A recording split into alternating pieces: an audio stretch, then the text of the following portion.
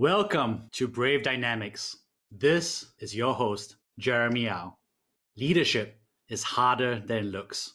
As a proven founder and Harvard MBA, I interview courageous entrepreneurs, executives, and investors every week. I also share my frontline experiences, coaching insights, and own professional development journey. If you're stepping up as a new leader, founding a startup, or venturing into the great unknown, this is the podcast for you. Hi, Youngrok. Good to have you on board the show. Hey, Jeremy. Thanks for having me. It's really an honor to be here. Well, it's exciting to hear your perspective because you bring, I think, three very unique perspectives. I think obviously the Korean and Japanese angle, obviously some of your experience in Southeast Asia intersecting with that. And of course, your time at Recruit, which is one of the most low-key, huge companies that people don't understand that they probably work with or use every day, right? So yeah, it's a crazy thing. Be a fun set of conversations. And obviously there'll be a transcript here on jeremyau.com and people get to discuss the insights here and there as well. So Youngrok, for those who don't know you yet, tell us about your professional journey from university till today. Yeah, sure. So as we just mentioned, that talk, I was originally born in Korea. I grew up in Korea, but I moved to Japan for college. Originally, I was wanting to play a guitar in a rock band, but at the same time, I was really fascinated with the computer, everything related to computers. So I decided to go to Japan for college, major in computer science. And then after graduate, I had an aspiration to work for a global company, although I was in Japan, from my experience in Korean Army. So when I was in Korean Army, I volunteered to go to Iraq, where I saw a completely different world. Only world that I knew before Iraq was Japan and Korea. Now it's a whole different world, right? So after graduation college in Japan, I wanted to work for a global company. And luckily, I got an opportunity to work for Goldman as an engineer. So I was there for 6 years. But again, working for Goldman was great. But as an engineer, I wanted to do a little more than just working for internal system, right? So I decided to go to, and I was fascinated with venture capital around the time. It was 2014, 15. So I decided to do venture capital. I decided to explore venture capital in the US, where the venture capital market is the biggest. So I applied for MBA programs. I got into University of Chicago MBA program, where I started my venture capital journey. I worked as a part-time consultant for Arch Venture Partners for 1 year, where I built the ground knowledge of venture capital. And then I got connected to Recruit Strategic Partner, which is the venture capital arm of Recruit Holdings, which you just mentioned, one of the biggest conglomerates in Japan. So, and in fact, back then, the Recruit Strategic Partner was the active CVC arm among Japanese CVC. So I got to know head of that fund, and I got into there. So I was there for 2-3 years. And Recruit Holdings has a lot of subsidiaries, including companies like Indeed, which not many people know. So Recruit acquired Indeed in 2012 for $1 billion. And Recruit acquired companies like Glassdoor 3 years ago for 1.3 or $4 billion. So not many people know about it again. So yeah, so I was a part of Indeed Corp Dev as well in my last 1 year with Recruit. So yeah, and that was my experience with Recruit. And recently I left the firm to start my own fund with actually my former boss at Recruit, so who hired me back then. So I was talking, because we were pretty close, we were talking like a lot. Back then he was a chief investment officer at MUFG, which is the 5th largest bank in the world. So he is a CIO of one of the funds of MUFG. So we decided to spin off and create a new fund. So we are now structuring the fund and raising the capital, et cetera, et cetera. Yeah. Amazing. So tell us more about your early days. What was it like in your family growing up? Was it like about business, or what made you go to business? Yeah. So my father is an entrepreneur. So he was an engineer at LG Electronics, which is one of the Korean electronics companies. And then he actually speaks Japanese. That's how I got interested in Japan. And because of his entrepreneurship experience, I actually started my first company when I was in high school. Because my father always took me to Japan whenever he goes to Japan. I was able to speak Japanese a bit back still already in high school. So I started importing stuff from Japan and sell the stuff in Korea, which really didn't go well. I ended up like giving all those stuff to my family and friends. But yes, that was my father is really influenced, left a lot of influences on me in terms of entrepreneurship and exploring the new things. So I think that's one of the drivers that helped me to be here now. Amazing. And what's interesting is that you kind of like transitioned towards technology over time, right? So why technology in the early days? It wasn't as obvious back then as it is today to go towards a career in technology. Yeah, so when I got into Goldman in 2009, and back then we didn't even have a cloud. And as a server engineer, I was managing bare metal servers. So I literally ordered the server, waited for 3 months. So our database data center guys just installed the server, et cetera, et cetera. But it was really, really good experience. But I think it was a little bit too early to have a really meaningful impact that technology can have all different types of industry, including finance, right? As you can look at what Goldman is doing now, that's fascinating. They have their technology footprints is like huge now. Even in 2009, the technology division is the largest division in Goldman, but now it's even larger. So actually, I was talking with my former boss at Goldman yesterday. So he is transitioning to one of the commercial technology department, which didn't even exist, right? So anyway, so to answer your question, yes, it was fascinating back then, but I think the amount of the impact of technology that could have into the bank back then was limited compared to what we have today. So I think that was one of the reasons that makes me to think to explore some other area where I can exert more impact. Oh, wow. That's amazing. So that's a really interesting piece about it. Actually, I think we kind of skip over your 2 years in the Korean military as well. So I want to kind of like dive into that before we talk about the more recent stuff.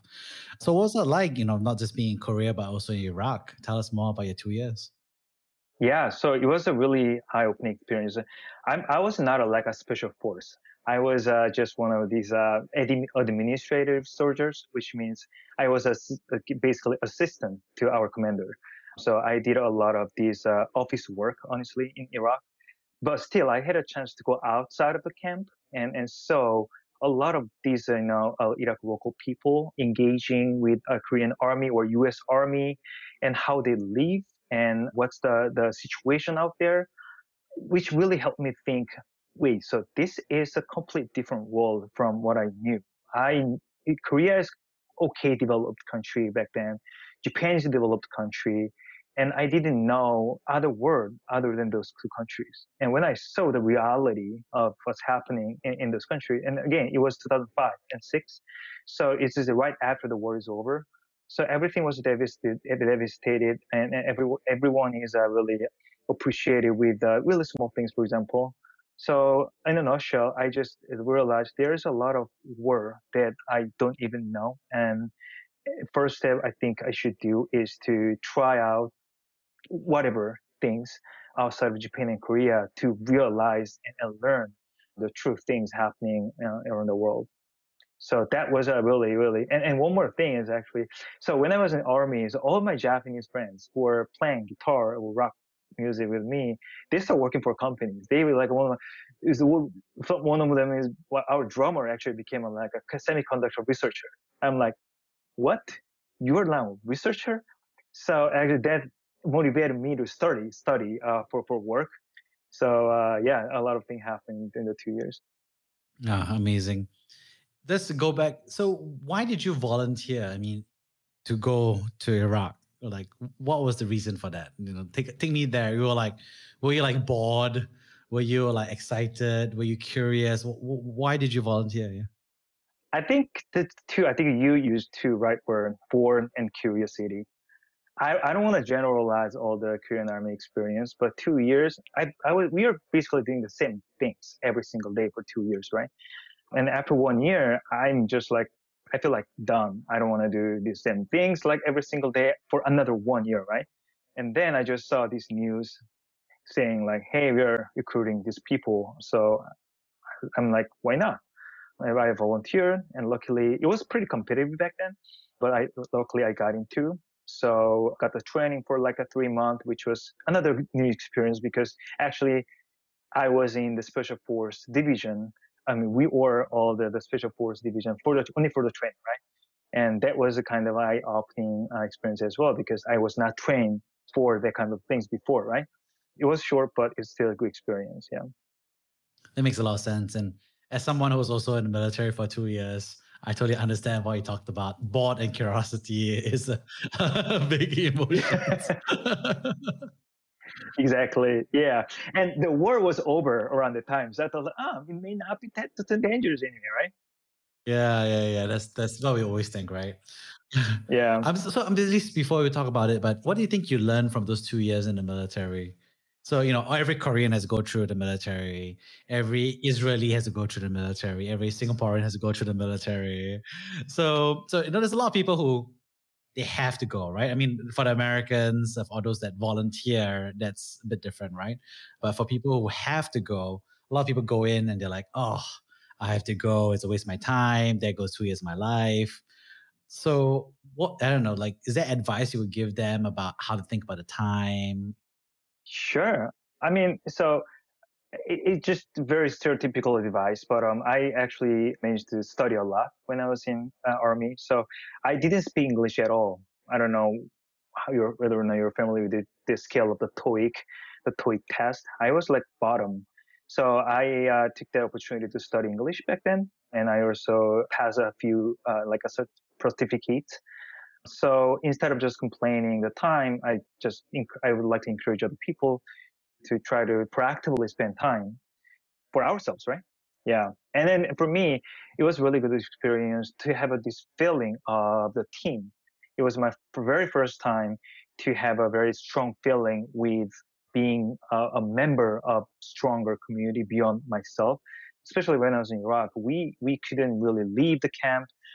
We had to stay in the same places for 7 months doing the same things with these 20 people in our company. So we built a really strong like a feeling beyond the level. So it was a really good experience and really helped me to have try to build a similar experience even now with our team members. Amazing. So kind of like, I guess going from there, after there, you went off to Goldman and then you're working in Japan. It's interesting, right? Because you've been someone who's Korean, but you work in Japan, right? And it's not a common. I mean, everyone. I think in the West, everyone is like, "Oh, those two countries are the same." The same part of the world, next to each other. Is like, but for us in Southeast Asia, we know that Korea, Japan, the border is a little bit. It's not the physical border, right? It's the cultural border, right? So why did you choose to work in Japan and at Goldman? Yeah. Honestly, I didn't really think too much. I was working in Japan. I was studying in Japan, so I was hoping to get a job in Japan instead of going back to Korea. Because once I go to Korea, probably it's more challenging to come back to Japan. So while I'm staying in Japan, why don't I just have a job here, right? And obviously, Japan is a much larger economy, meaning there's a more opportunity in terms of the jobs and professional experience. So, for example, Goldman was not recruiting any new grads for technology division back then. I don't know now, but Goldman Tokyo is recruiting for the engineers as a new grad, right? Surrounded by those opportunities that I didn't have in Korea, so I just decided to work there and stay, and ended up staying there for more than a decade. But I'm happy. Wow, amazing. I mean, I think there's really something there, right? I mean, for me, similarly, I was applying for Bain, and I was like, should I apply for Bain Los Angeles, where it's very warm, or should I apply for Bain Singapore? And I was like, and then my mentor was like, just go to Bain Singapore, And I was like, I'm glad I did. It happened that way, but I wasn't very sophisticated as a job applicant back then. I was like, Los Angeles, California, is warmer. Yeah, I mean, my choice was like that too. Yeah. So what was it like? I mean, obviously before then you already spent some time obviously in Japan, but what was it like? Did you feel like you had to learn the culture, or obviously you had to improve your Japanese, I guess? But I'm just kind of curious, what did you feel like you had to learn while transitioning from Korea to Japan? So a lot of people ask like, "Hey, do you really Japanese hate Korean?" But honestly, I think it is. But well, it is for some occasions, but it's happening everywhere, and it's happening even within the same country, right? So honestly, I didn't really have a strong experience with any kind sort of very terrible discrimination. I never had. I was there for like 14, 15 years. I never had. In fact, I had a really good friends. Now still I have good friends. My wife is Japanese, who I met in Goldman 10 years ago. And at the same time, I really like a terrible friends in Japan. But you know what? I have the same things in Korea. I have a really good Korean friends. I have a really like terrible, terrible friends in Korea. I mean, they would think I am terrible friend too, right? So I think it's really not about I'm Korean, I'm Japanese, or where I live. It's really depending on who I am hanging out and who I am. And plus, because I was there for a long time and because I didn't have really a language barrier, that really helped me to even further build that kind of relationship with them. In fact, I'm more comfortable working with Japanese companies now than Korean companies because I really have a limited experience working with Korean in my career. Interesting, very interesting. So you worked at Goldman Sachs for 6 years, and then after that, you decided to do an MBA, right, at Booth, University of Yeah. Chicago. My wife is a University of Chicago Booth MBA as well. Oh. Yeah, so Really? I used to go swing by Chicago in the middle of winter. I was totally mind blown by how cold it was. I was just like, what is going on? It was not fun. Yeah. She would always like chat with me. It was like, hey Jeremy, like, did you know some runner died running outside from the snow? And I'll be like, why? How does that even happen? I mean, I'm really sorry for the family, but like, it's so cold, right? Anyway. But Jeremy, I gotta say this: the Boston is also, pretty on par in terms of the winter, right? True, but I think Boston doesn't have the wind. See, so it doesn't have the, it has the cold, but it doesn't have the wind chill. Right, that's the big one, right? That's true. That's true. And so when I thought it was cold in Boston, and I went to Boston into Chicago, and it was even colder, and I was just like freezing, and I was like, okay, I need to get back to the equator as soon as possible with my coconuts and the beach, right? So why did you decide to do an MBA at a time? So in a nutshell, as every MBA students know, I was a career switcher, right? And MBA is a really good platform for a career switcher. And plus, I wanted to explore this venture capital industry in the United States because that's where this industry is heading most, right? Leading most. So that's why I decided to go to MBA in the US. So I didn't even apply any MBA program outside of the US. Yeah, that's why I decided to go to MBA, where I had a really good experience, including the winter. What did you learn in the Chicago MBA? Yeah, that's a common question that I get. But I think most of the things I learned is of course, like I learned a lot of what's the term sheet, what is the negotiate those things, what is the venture capital industry, blah blah blah. But I think that's something I learned more when I start working for the actual shop, right, on the job. But I don't know. The biggest asset for me was to just have the experience being in that kind of environment. Everyone's motivated. A lot of people is having the same motivation, same aspiration, same dream. So I still have a lot of friends from Booth who are in the venture capital industry, who are in the starting community. So that experience and the friendship were the biggest takeaway for me. Yeah, I mean, I think that's interesting because the MBA feels like something that obviously continues to get more popular for some reason in technology. So we were on a clubhouse earlier, and then people, the Indonesians were having a discussion like MBA, in technology, how does that work, right? And I think that someone was recently put an article out, like all the top US technology firms are all now led by MBAs now, except for Elon Musk. He's the only non-MBA. Yeah. In fact, I think one of the interviews he said like, hey, what do you think is the problem with the corporate America? And he said, too many MBAs. So Yeah, I know. It's funny world, right? yeah. So so tell us more. So, you were at University of Chicago, you were there for 2 years, and then you got to work for a little bit in Chicago. And then you left there, the MBA, and then you joined Recruit. So why did you decide to choose to join Recruit?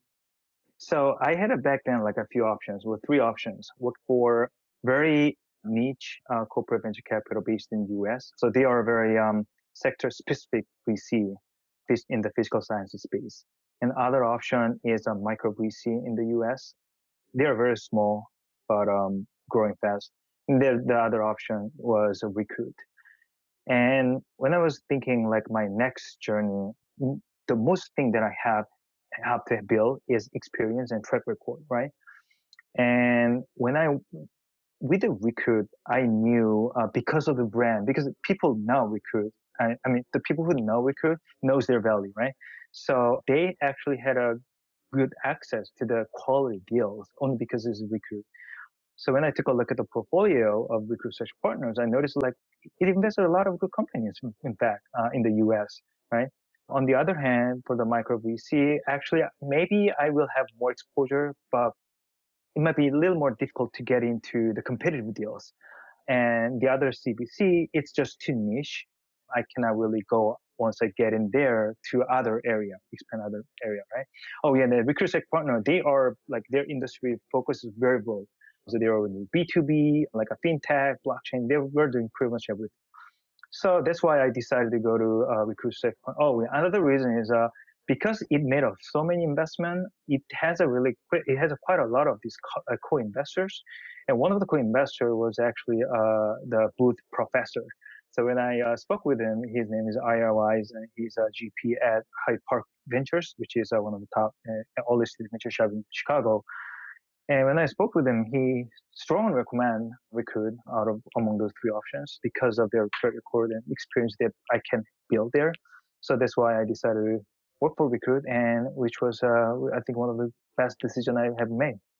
So for those who don't know about Recruit, because it's so low profile, and I remember, I think a few years ago, discovering Recruit, right? And I was mind blown by Recruit because I was like, I've never heard of this company, but so many people are using this all around the world.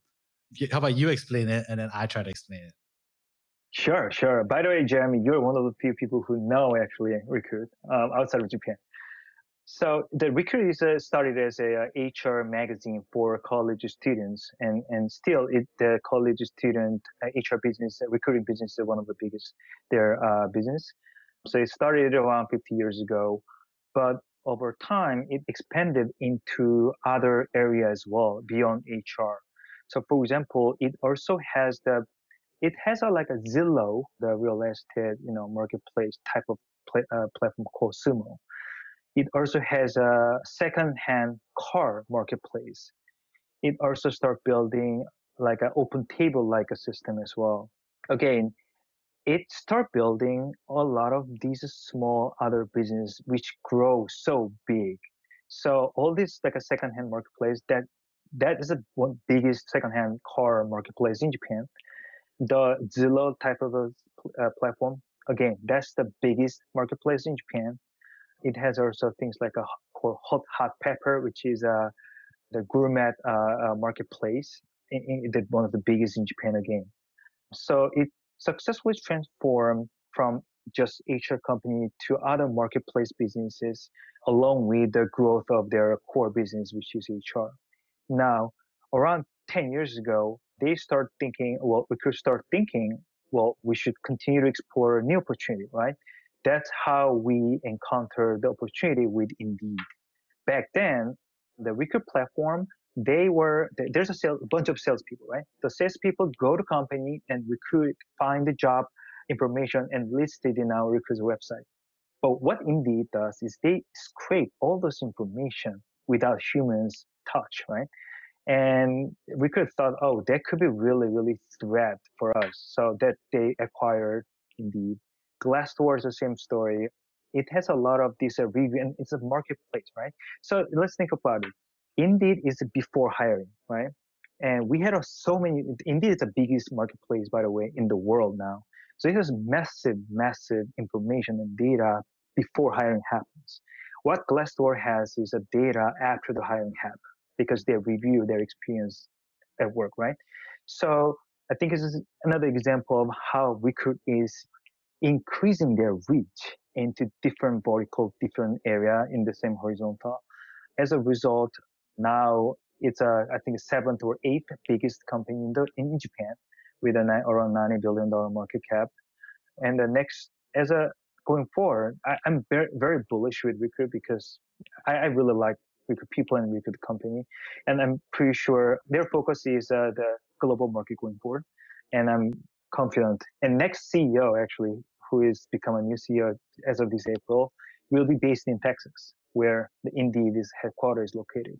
So the globalization, global strategy will be even more strengthened, and we'll see a lot of more interesting stuff coming. Yeah, that's amazing. And thanks for sharing the history and dynamics. I mean, I think the part for me is surprising is because everybody in America uses Indeed and everybody in America uses Glassdoor, right? And so those are two big ones. I mean, of course, LinkedIn is the third one that's adjacent to it. But people just post jobs on Indeed and people just review companies on Glassdoor, right? And if you ask anybody, they'll be like, oh, this is obviously an American startup that's growing and very successful. And then I was like, wait, it was, but then it's still run by the Japanese who have been very silent about it. Like, it's not Recruit dash, it's Indeed, right? And of course, the Indeed folks are very independent. They're still growing. The leadership team, it's very. So I thought it was a very interesting model as well, as where Recruit has given its investments a lot of free reign to pursue the strategy that's optimal. I thought, and that's quite rare actually, because I think we hear of other companies in Japan who are investing in different companies and they're a little bit more hands-on about their strategy, right? Jeremy, I think you made a really good point. In fact, we could acquire a bunch of companies all around the world. And why people keep saying about Indeed? Because that's the one which became so successful. And one of the secret sauce of that is actually hands-off strategy. As you exactly mentioned, in the past, we could try to hands-on. They try to get involved in their management, which didn't really go well. And some of them, went okay. But Indeed, they just let them and just provide the capital and resources to help them grow. And that's how the Indeed became so powerful currently. Yeah, that's amazing. And yeah, it's just mind blowing because it's just like, because, you always hear about all the Japanese conglomerates or the Japanese investors who are very hands on and it's about a Japanese way, Japanese leadership style, and it's all over the press, right? And then the returns are like, okay, good. But Recruit has been great and they're not in the press. Like Forbes isn't writing about it. The Financial Times is not writing about it. Everyone's like, it's very like low key. And I'm just like, very different, right? And then, obviously you were at a corporate venture capital. So I think less about that role per se, but for a lot of people, we see a lot of corporate VCs getting formed, especially now today, zero interest rates. So all these corporates are all trying to figure out what to do with their cash and see all these technology firms growing up. So there's opportunity to make money, opportunity for strategic partnerships, opportunity to not get left behind. But tell me more, like, what's it like to be at a corporate venture capital? Like, what is a corporate venture capital fund? Maybe it's just for those who don't know yet, and then we can go into what makes one successful. I think there's a lot of different forms of CVC, but in a nutshell, corporate venture capital shop, when people call it corporate venture capital shop, is there's a corporate who is dominantly investing in the specific fund, and that fund makes a strategic investment. And when it comes to strategy, what strategic investment means is they make investment for the strategic return for that corporations. And when I say strategic return, it could vary depending on the companies. But for example, Recruit, when I joined the Recruit Search Partner is part of Recruit R&D. So our strategic return is find alliance opportunity. It was not must. We just wanted to find the opportunity and collect information of what's happening in the market. So that was our core mission. And we had our CEO visited some of those portfolios every year just to feel what's really happening in the front line of the startup scene. So the Japanese really did a ton of CVCs, right, over the past 10 years. Is it because of the low interest rates in Japan and everything? Is that a big reason? Or was it because of like Japan wanted to do it? I'm just kind of curious why there was a wave of CVCs. Yeah, that's a really good question. And I think a lot of people forget, but Japan is still the third biggest economy in the world. They have a massive amount of capital, massive size of the economy. But thing is, it's not really evolved in the past couple of decades. When people ask, "Hey, what's the major company in US?" They may say Google, Amazon, Apple, which are like how old are they? 30 years, 40 years? When you ask, hey, what's the major company in Japan? Sony, Toyota, they're 100 years ago, hundreds of years old, right? So there haven't been no innovation. But one thing I'm really bullish about is Japanese, they are smart. They're super smart, right?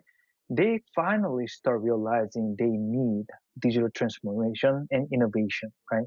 So, and they have money, right? They have capital. So they start using those capital for the innovation digital transformation, and having the CVC is one of the means to achieve that. So a lot of CVC actually make investment not for the money. So even, for example, when they make a investment, their investment, the proposal doesn't really have a word saying, hey, we expect this amount of return, we expect this amount of valuation. They don't say that. They just say, hey, we want to make investment because we see this kind of synergy or potential for the digital transformation that could helpful for their company. So I'm really looking forward to see more and more coming, and at least stay as a third biggest economy going forward. Yeah, definitely. And I think it's something that we're definitely seeing a lot more of everywhere in Europe and America as well. And they're all also, exploring companies in Southeast Asia. So that's really interesting. So for someone who's exploring VC, etc., what skills are needed to be successful in corporate venture capital? So again, I think there's a lot of different types of CVC. So the required skill set could be really different. For example, when you say, as I mentioned, I was in the Indeed Group there, and they have the venture investment team as well. But their investment is more like a very, it's even more, is close to acquisition, right? So all the team members were there back then was have either management consulting background or investment banking background, right? And I think that's one of the skill sets CVC one. On the other hand, for me, for example, I didn't have those kind of experience, but because I was an engineer, I'm familiar with this technology and this coding stuff, right? So that's why I was leading the blockchain investment, which is which require a little bit of this hands-on or technology understanding, right? So I think it's really depending on like role and the company. One thing I found interesting was when I was at booth, I visited a General Catalyst, which is one of the venture shop in the area, right? And the lady that I forgot the name, but the lady I met then there was actually a former reporter. So she's a professional interviewer, right? Which means she's really good at collecting and getting information out of the conversation, which is a very, very important attribute to become a successful VC, right? So I think there's a whole, and some people have a really strong background in cybersecurity and who became a cybersecurity VC, right? Because sometimes it requires a second expertise, right? So it really varies, but I think most important thing is curiosity, I guess. Yeah, because you have to explore a lot of these new area, right? Mm-hmm. Yeah. So when you think about corporate venture capital, obviously, and then it's different from the investment team at a company itself. And I don't think people really understand that, right? Because they're like, oh, I'm taking money from the CVC means I'm taking money from the mothership, right? But it's not, right? It's two different groups of people, two different mandates. So how do you explain it to people? I think the example that I use, the easy example that I use is Google Capital and Google Ventures. So when it comes to Google Ventures, I feel it is more like a CVC. They make a early stage investment. It's more close to traditional VC. On the other hand, Google Capital, they are more like a private equity, traditional private equity, corp dev, like activities, right? So if you take a look at like portfolios and the type of investment, amount of the size of the deal they make, is pretty different. And I think that's a good way to start to understand how they are different. How should a startup engage a corporate VC? Like, how should they talk to you? How should they have a conversation with you? Do they approach you and say like, "Oh, you are the company," or should we say like, "You are a VC"? Like, how should they approach the conversation? I think it's the same with financial VC because after all, they are just another investor in the cap table, right? So I think it's just please treat them the same. But one thing I would like to ask is, they may want to be a little more patient because when it comes to corporate, they have process because it is a corporate, right? I mean, because of that, we people have a CVC to streamline the process, but still, a lot of CVC, from my experience, have a process as a corporate, right? So it takes some time, a little longer than traditional VC. But if the startup thinks there are any strategic synergy, or having them as a cap table could make any synergy for their future business, please be patient a little bit and engage with them. For the rest of the part, please engage with them like any other financial VCs. I actually like the one about being patient. Actually, that's an important tip for many people, right? Because it takes time, right? Yeah. I think one thing that's interesting is also a lot of startups. Obviously, they say something like, "Oh, I should go with this corporate VC because I want them to become a client of mine," right? They say that, "Oh, I want to join this incubator by this firm because I want a company to become a client or make me give connections."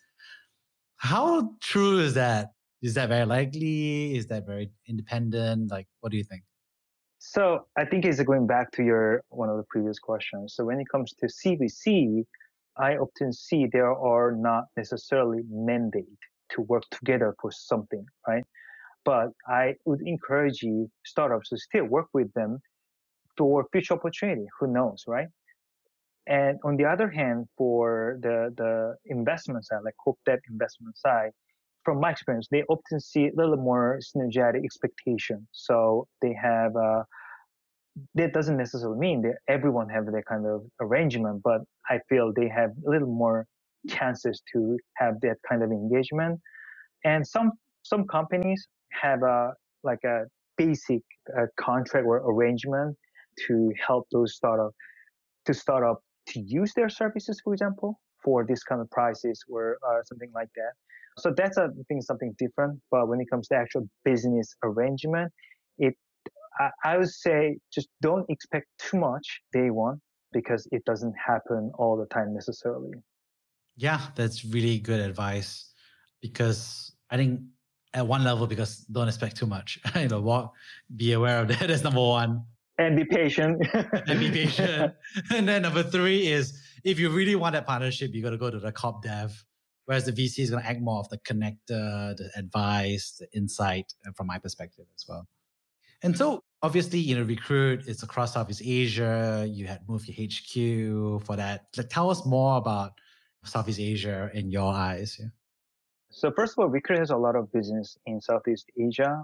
A few of actually my colleagues were in Southeast Asia as part of Recruit, but unfortunately, I didn't have a chance to be part of that area.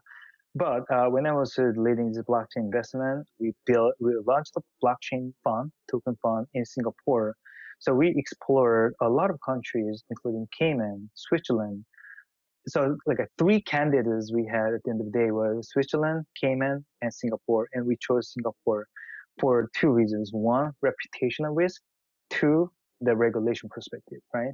So the Singapore was very favorable in terms of regulation. It was 2018, so still the blockchain crypto regulation is very in the gray area. But at least Singapore had a very clear guidance compared to other countries. Plus, from the tax perspective, it's much favorable, right? And from the reputation perspective, it's a lot better than Cayman from the corporate perspective. Again, Recruit is one of the largest company, and our CEO doesn't want to answer question, hey, why do you build this blockchain fund in Cayman, right? So we didn't want our CEO to answer that kind of questions. So we decided to go to Singapore. Yeah. Yeah, it's interesting because I think people don't really see and understand how like Singapore's favorable financial regulators has actually brought a lot of investment and a lot of talent to Southeast Asia. And obviously, if the investors are here, they start looking at Southeast Asian deals, they start looking at Southeast Asian talent. So it's really interesting to see that happening. I'm just kind of curious, like, obviously you had a chance to be in both Korea and Japan. How do Koreans and Japanese think about Southeast Asia for technology? Yeah? That's a good question. Let me start from Japanese perspective, although I'm not Japanese. I think I have enough experience to share my thought. I think Singapore is a very favorable country for Japanese. In fact, a lot of businessmen, not only businessmen actually, the celebrities, spend time in Singapore for many reasons. First of all, it is a very good country for tax perspective, as I mentioned, right? And number two, is very close to Japan in terms of the crime rate and in terms of how clean the street is, right?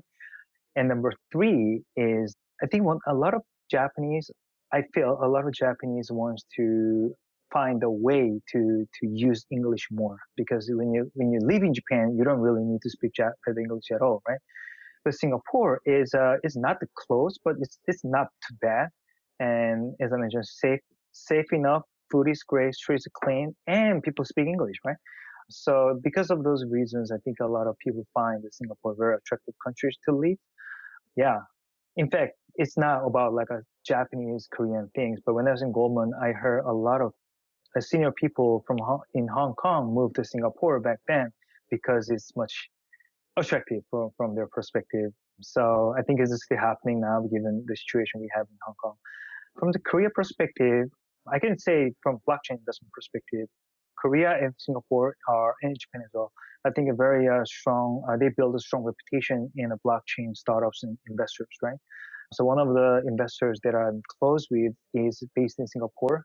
So I work with them a lot. And I saw a lot of Korean blockchain because people from Korean blockchain ecosystem spend time in Singapore as well. So I hope there are more opportunity for those for three countries work together, not only for blockchain but also other area going forward. Yeah, amazing. Well, definitely we're seeing Southeast Asia is seeing many Koreans and Japanese all hanging out, and welcome. Everyone's welcome to hang out and chill and relax. I think kind of like getting closing here, when you look back and you think about life, if you could travel back 10 years in time to meet your younger self, what advice would you give yourself? That's a good question. No, I think I'm just happy with myself right now. So I think just probably I'm just gonna watch him doing what he's doing and try to not to disturb him from. Honestly, I made a lot of mistakes when I was like 10 years ago was like my second or third year in Goldman, right? I was learning a lot. I made a lot of mistakes. It was sometimes it was really painful, right? But looking back, it was really, really good experience for me. I learned so much. That's why I still love people in Goldman and like the country, the company itself, right? Like a recruit. So I don't know. I'm probably just gonna do the same things, even if I go back to 10 years. And I believe I have to. I want to believe that I did just right things in 10 years ago. Awesome. Thank you so much, Youngrok. Thank you. Well, if you want to hear more interviews like this, go to jeremyao.com and there'll also be an opportunity. I already listened to a few episodes, so I really enjoyed it. Yeah, awesome. And there'll be opportunity to discuss this episode and insights on this as a group community when we talk about this. So thank you, Youngrok, for coming on the show. Thank you so much, Jeremy, for having me. It was really fun.